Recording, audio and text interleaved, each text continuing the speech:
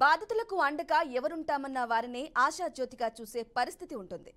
అలా మధ్యతరగతి కుటుంబాలకు హైడ్రా చేపడుతున్న చర్యల నుంచి ఉపశమనం కల్పించే ప్రయత్నం చేసిన ఎంపీ ఈటెల రాజేందర్ కనిపించారు. ఓవైపు కాంగ్రెస్ ప్రభుత్వం హైడ్రా పేరుతో కూల్చివేతలు కొనసాగిస్తోంటే అమాయక ప్రజలకు అండగా ఉంటామంటూ భరోసా కల్పించిన నాయకుడు ఈటెల రాజేందర్. అక్రమార్కులను శిక్షించాలని ఆశిస్తూనే అమాయకులకు అండగా ఉన్నారు ఈటెల రాజేందర్.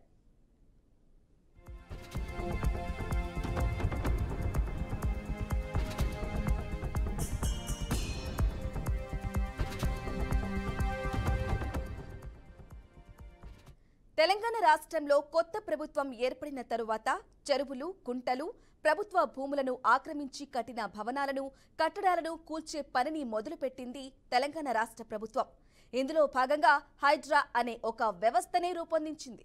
ఈ క్రమంలో మొదట్లో నిజమైన ఆక్రమణదారులపై చర్యలు ప్రారంభించినప్పుడు అందరూ ఆహ్వానించారు. అయితే ఆ సందర్భంలోనూ ఈటెల రాజేందర్ హెచ్చరించారు. కేవలం కొద్ది మంది మీదే హైడ్రా పనిచేస్తోందని, రాజకీయ కక్షకులకు హైడ్రాను వ్యతిరేకంగా వేదికగా మారుస్తున్నారని అనుమానాన్ని వ్యక్తం చేశారు. ఈటెల చేసిన ఈ వ్యాఖ్యలు తర్వాత నిజమయ్యాయనే భావన చాలా మందిలో ఉంది. దీనికి కారణం కేవలం విపక్ష పార్టీలకు చెందిన నాయకుల ఇల్లే టార్గెట్గా కూల్చివేతలు వెళ్తున్నాయనే ఆరోపణలు కూడా వెల్లువెత్తాయి. संघर्ष करो, हम तुम्हारे साथ हैं। संघर्ष करो, हम तुम्हारे साथ हैं। इधे भी राज्यों, इधे भी राज्यों, इधे भी ఘోరంగా అయిపోతుంది సార్. నూకలు కాలేదు సార్, పనులు లేవు, పాలు లేవు. మా అమ్మ మా నాన్న కట్ల పెట్టుకొని వచ్చింది సార్. నా కొడుకులు బిడ్డలు అందరూ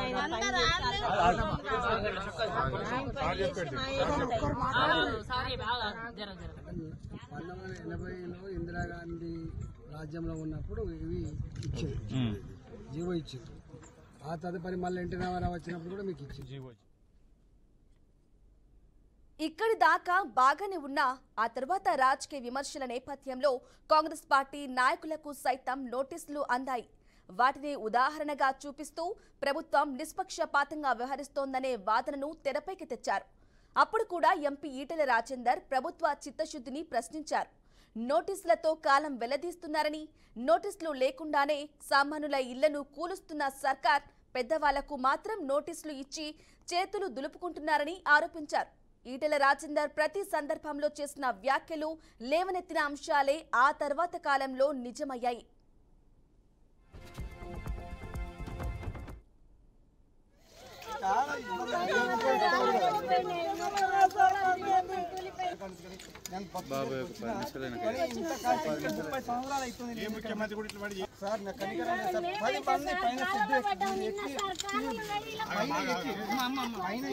ఫోటో కోసం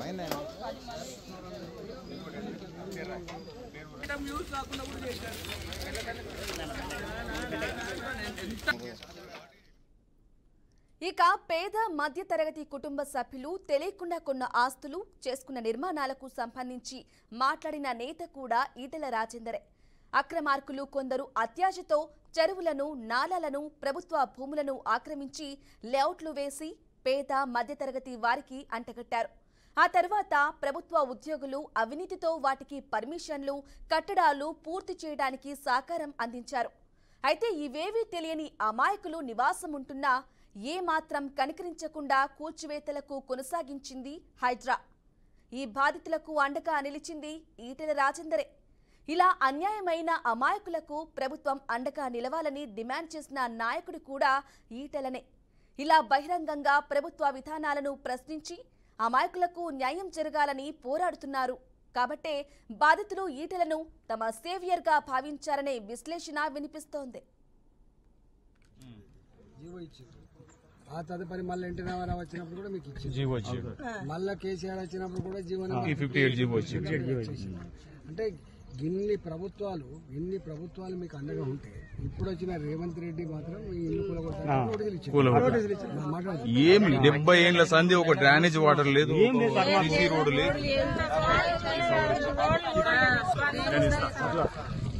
బండగొట్టిపోయినాయి.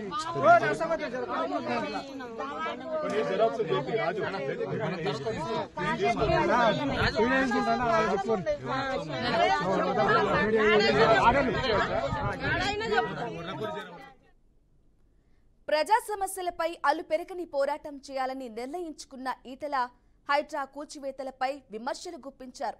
అందులో భాగంగానే హైడ్రా బాధితులకు మద్దతుగా కొత్తపేటలోని గణేష్ నగర్లో ఎంపీ ఈటెల రాజేందర్ ధర్నాకు దిగారు. అక్కడ బాధితుల వివరాలు అడిగి తెలుసుకున్న ఈటెల హైడ్రా కూల్చివేతలపై ఆగ్రహం వ్యక్తం చేశారు. హైడ్రా పేరుతో రేవంత్ రెడ్డి సర్కార్ హైడ్రామా చేస్తుందని మండిపడ్డారు. కూకట్పల్లిలో హైడ్రా భయంతో ఆత్మహత్యకు పాల్పడ్డ బుచ్చమ్మ కుటుంబాన్ని ఆయన పరామర్శించారు. ఈ సందర్భంగా రేవంత్ సర్కార్పై తీవ్ర స్థాయిలో మండిపడ్డారు. బుచ్చమ్మది ముమ్మాటికి కాంగ్రెస్ ప్రభుత్వ హత్యే అని మండిపడ్డారు. అంటే ఇన్ని ప్రభుత్వాలు మీకు అండగా ఉంటే ఇప్పుడు వచ్చిన రేవంత్ రెడ్డి మాత్రం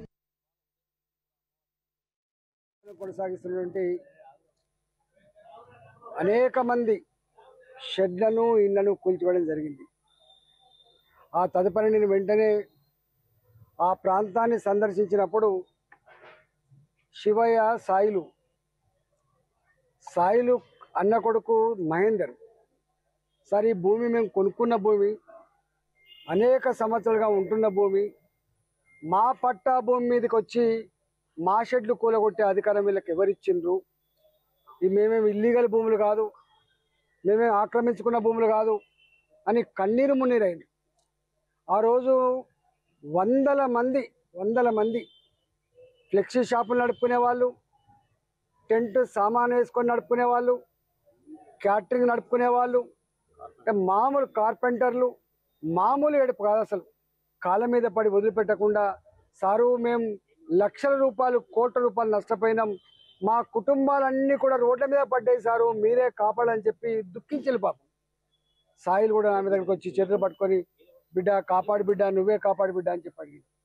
కానీ ఏ భూమి అయితే తల్లి తండ్రి సాయిలు యొక్క ఇప్పుడు చనిపోయిన బుచ్చమ్మ బిడ్డలకు ఇచ్చిందో ఆ బిడ్డలు అల్లుళ్ళు మా భూమి పనికిరాదట కదా అమ్మ అని చెప్పి అన్నప్పుడు బావునమని ఇవాళ సూసైడ్ చేసుకోవడం జరిగింది.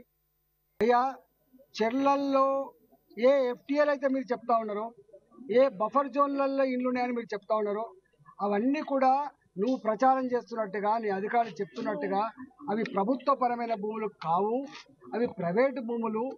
ఆనాడు వ్యవసాయం చేసుకునేవాడు చెర్లల్లోకెళ్ళి నీళ్ళు తీస్తే ఆ భూములు తేలితే వ్యవసాయం చేసుకునేవాళ్ళు. చెరువు కింద గుంటడి వ్యవసాయం లేదు, చెర్లా గుంటడి వ్యవసాయం చేసుకునే ఆస్కారం లేదు. ఆనాడు ధర లేనప్పుడు వదిలిపెట్టింది. కానీ ఇలా 20 కోట్లకు 10 కోట్లకు ఎకరమైన నాడు వాళ్ళ కళ్ళల్లో అయ్యో మా భూమి మా పట్టా భూమి కదని చెప్పి అనుకున్నారు. అనేక చెర్లల్లో కుంటలల్లో ప్రభుత్వాలే స్వయంగా పట్టాలు ఇచ్చినాయి, ఇల్లు కట్టించుకునే పర్మిషన్లు ఇచ్చిండ్రు. ఇవాళ మీ అధికారులు, ఆనాడున్న జిహెచ్ఎంసీ అధికారులు కావచ్చు, ఆనాడు ఉన్నటువంటి కలెక్టర్ రెవెన్యూ అధికారులు కావచ్చు, ఆనాడు ఉన్నటువంటి సబ్ రిజిస్ట్రార్లు కావచ్చు, ఇవన్నీ కూడా బాజాప్తా పేదవాళ్ళు, ఇళ్లల్లో పనిచేసుకునే వాళ్ళు, ప్రైవేట్ కంపెనీలో పనిచేసుకునే వాళ్ళు, ఏ పూటకో ఆ పూట బతికే వాళ్ళు, ఒక 20 ఏళ్ళు 30 ఏళ్ళు కష్టపడితే రేకుల షెడ్లు వేసుకున్నారు, వాళ్ళు ఇల్లు కట్టుకున్నారు. ఈ ఇల్లు కూలగొట్టద్దని చెప్పినాడు చాలా మంది రాజేంద్ర గారు ప్రగతిని అడ్డుకుంటుందని చెప్పి పట్టిండ్రు. కానీ వాళ్ళ అక్షరాల నిజమైపోయింది. నల్ల చెరువులో క్యాటరింగ్ చేసుకునే వాళ్ళు, ఫ్లెక్సీ షాప్ పెట్టుకునే వాళ్ళు వాళ్ళ మీద పడి ఒక్క నిమిషం కూడా ఛాన్స్ ఇవ్వకుండా మిషన్లతో తొక్కి కాళ్ళ మీద పడుతున్నప్పటికీ కూడా కనికరం లేకుండా శత్రు దేశాల సైన్యాలు మన మీద దాడి చేసినప్పుడు ఎంత శత్రుపూరితంగా వివరిస్తూ అట్లా వివరించారు. అయ్యా చెర్లల్లో ఏ ఎఫ్టీఎల్ అయితే మీరు చెప్తా ఉన్నారో, మూసీ సుందరీకరణ పేరుతో దశాబ్దాలుగా అక్కడున్న ప్రజలను ఖాళీ చేయించే ప్రయత్నం ప్రారంభమైనప్పుడు ప్రభుత్వ విధానంపై ఈటెల రాజేందర్ కొన్ని అభ్యంతరాలు వ్యక్తం చేశారు.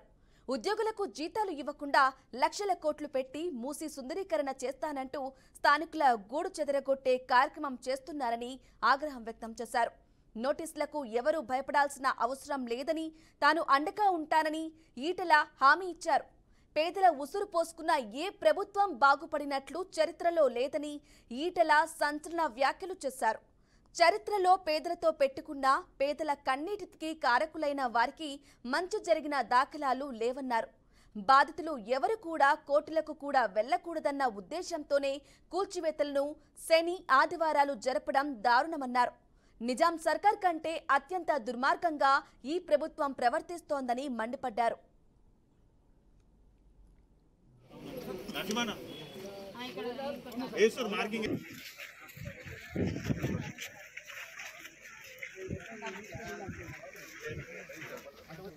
ఎక్కువ తీసుకొని పైకి సర్వేకి ఇచ్చారు ఆ విధంగా జరిగి ఇది అందరికీ బాధితుంది.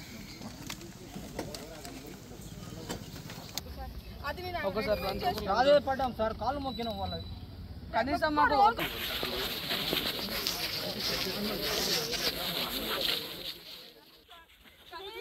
సంవత్సరాల క్రితం వీళ్ళ తాతలు తండ్రులు ఇక్కడికి వచ్చి ఇవాళ 70-72 కుటుంబాలు ఇక్కడ స్థిరపడి ఉంటే ఇవాళ వచ్చిన ప్రభుత్వం అంటే 70-72 ఏళ్ల క్రితం వచ్చి ఇక్కడే గుడిచెలేసుకొని కొంత వెసులుబాటు కలిగిన తర్వాత కొంత చెయ్యి తిరిగిన తర్వాత ఇల్లు కట్టుకొని ఉంటే ఆ ఇళ్లకు ఇక్కడ అల్వాల్ ఎంఆర్ఓ గారు వచ్చి వాళ్ళు నోటీసులు ఇచ్చిపోయింది. అంటే ఈ 72 ఇళ్లకు నోటీసులు ఇచ్చిపోయింది. అంటే ఎంత దుర్మార్గులు అంటే వీళ్ళు. ఒకవైపు ఏమో కాంగ్రెస్ ప్రభుత్వం అంటే పేదల కోసమే ఉంటుంది, ఇందిరమ్మ ఇల్లు కట్టిందని చెప్పేటువంటి కాంగ్రెస్ పార్టీ ఓట్లేసిన కర్మానికి ఇలా అధికారంకి వచ్చిన కర్మానికి ఇలా పెద్దకొండయ్య, ఇక్కడ పుట్టిన పెద్దకొండయ్య, ఇక్కడ పుట్టిన చిన్నకొండయ్య 65 నుంచి 69 సంవత్సరాల వయసు ఉన్నటువంటి వాళ్ళు 72 సంవత్సరాల ఒడ్డెర కుటుంబాలు వీళ్ళు ఇలా వీళ్ళకు నోటీసులు ఇస్తుందంటే ఎంత ధైర్యం ఉండాలి ప్రభుత్వానికి, ఎంత నీచాన్ని ఒడిగడుతుందో మనకు అర్థం కావాలి.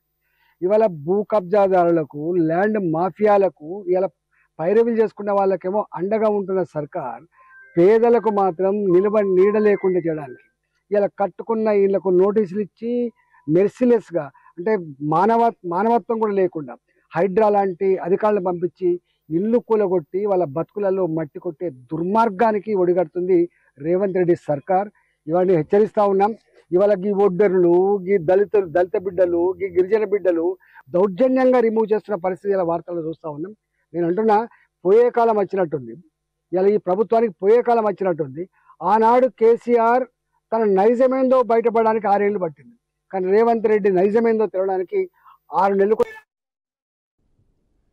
రైతుల కోసం చేపట్టిన దీక్షలోనూ ఈటెల హైడ్రాపై మరోసారి విమర్శలు చేశారు. కోర్టు చేసిన వ్యాఖ్యలు రేవంత్ రెడ్డి గుర్తుంచుకోవాలని సూచించారు.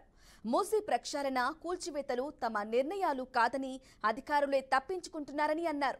ఒడ్డు ఎక్కే వరకు ఓడమల్లన్న, ఒడ్డు ఎక్కినాక బోడమల్లన్న అనే వైఖరిని రేవంత్ రెడ్డి ప్రదర్శిస్తున్నారని మండిపడ్డారు. ప్రజలు మరోసారి రేవంత్ను నమ్మి మోసపోరన్నారు. ప్రజల మీద ప్రేమ, చట్టం మీద నమ్మకం ఉంటే వెంటనే రాజీనామా చేయాలని సీఎం రేవంత్ రెడ్డిని ఈటెల రాజేందర్ డిమాండ్ చేశారు. అనేక విషయాల్లో అనేక సమస్యలను ప్రస్తావించినప్పటికీ నిమ్మకు నీరెత్తినట్టుగా వివరించింది కాబట్టి రేవంత్ రెడ్డి ఎవరి మాట వినడట, మాట విననివాడు సైకో అవుతాడు. ప్రజల్ని ఏడ్పించేవాడు, ప్రజల్ని ఏడ్పించి ఆనందం పొందేవాడు శాడిస్ట్ అవుతాడు. మరి ఆ సైకోగా శాడిస్ట్గా ఆ బాధ్యత నిర్వహిస్తున్నాడు కాబట్టి దీనికి గుణపాఠం చెప్పగలిగే సత్తా, శక్తి భారతీయ జనతా పార్టీగా మనకు నాయకత్వం వహించే బాధ్యత ఉన్నప్పటికీ కూడా తెలంగాణ రైతాంగం, తెలంగాణ ప్రజలు మాత్రమే వాళ్ళ యొక్క తాట తీసే ఆస్కారం ఉంది కాబట్టి, వారి మెడలు వంచే ఆస్కారం ఉంటుంది కాబట్టి తప్పకుండా ప్రజాక్షేత్రంలో ఆనాడు కాంగ్రెస్ పార్టీ అబద్ధాల హోరులో ఎట్లయితే బీఆర్ఎస్ పార్టీ మట్టి కరిచిందో ఇవాళ మళ్ళీ అబద్ధాల పునాదుల మీద వ్యవస్థ నడుపుతున్నటువంటి రేవంత్ రెడ్డి కూడా ప్రజాక్షేత్రంలో ఈటెల వ్యవహరిస్తున్న తీరు ప్రభుత్వానికి కొరకరాని కొయ్యలా మారారనే విశ్లేషణ వినిపిస్తోంది. ఉద్యమ నేపథ్యంలో గత ప్రభుత్వంలో కీలకంగా వ్యవహరించిన అనుభవం, ప్రజల కష్ట నష్టాలను అర్థం చేసుకునే తీరు ఈటెలను ప్రజలకు మరింతగా చేరువ చేస్తోందని చెప్పడానికి కారణంగా కనిపిస్తున్నాయి. ఓవైపు పార్టీ లైన్ దాటకుండా ప్రభుత్వాన్ని ఎండగడుతున్న తీరు తన రాజకీయ పరిపక్వతను చూపిస్తున్నాయనే విశ్లేషకుల భావన.